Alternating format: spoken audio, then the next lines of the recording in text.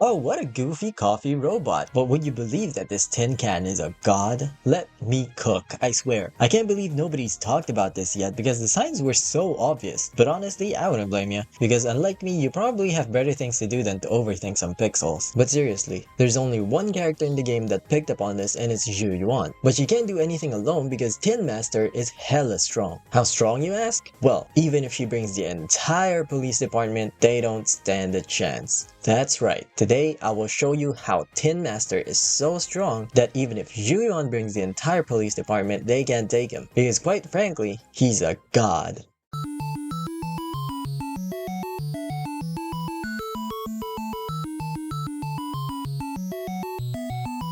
Let's rewind a few episodes when Yuan was raising up Walmart C3PO to go out on a police event. We'll come back to this conversation in a bit, but the point is it was normal until Tin Master said one sus line. Oh, I'm talking of coffee beans.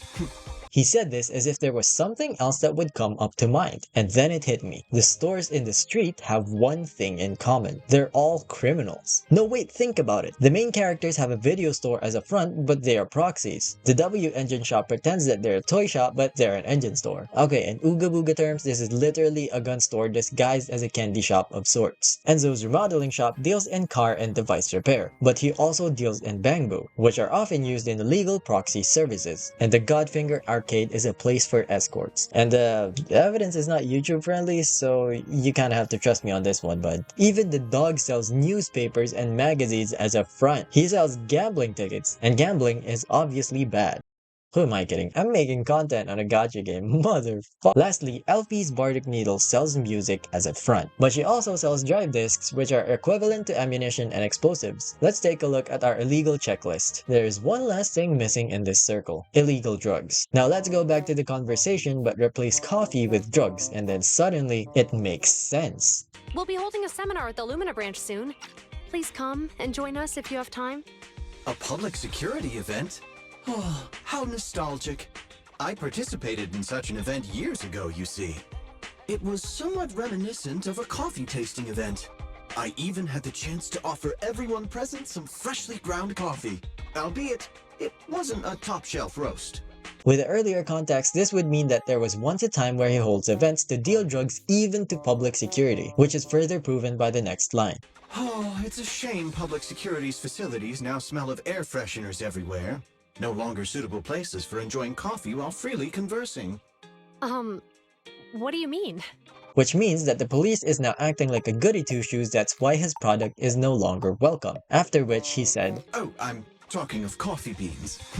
as if there was anything else that he could have been talking about. And the last line is the real kicker here. So, to prevent the coffee beans at my shop from facing a sorrowful fate, I have to go grind them properly. I'm afraid I can't make the event.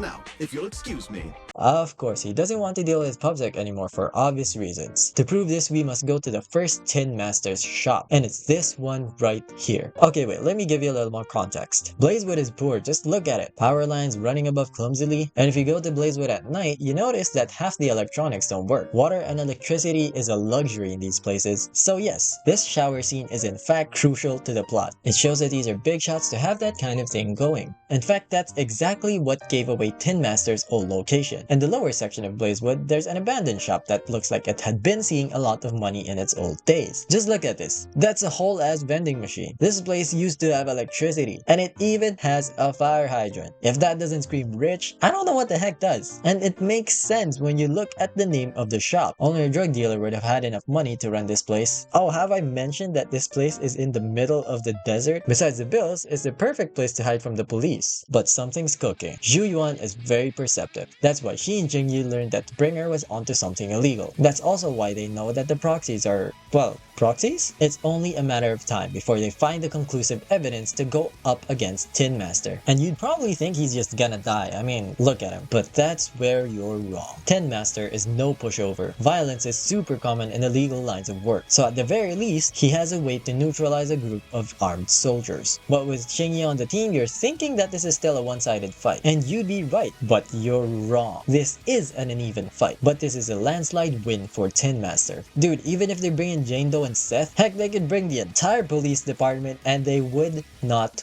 win. If you check the post on the internet, it says that there's not only 1 or 2 Tin Masters, but there's 60 of them, each one able to defend an illegal business if it comes to that. And that's not even Tin Master's biggest edge. You forgot the most overpowered ability in the world. He's rich. Considering he has over 60 drugstores, he's basically a black market headliner. Money can do anything, regardless of what world you're in. With enough money, you can destroy an entire police force without even lifting a finger. And if money is power, then Tin Master is a god.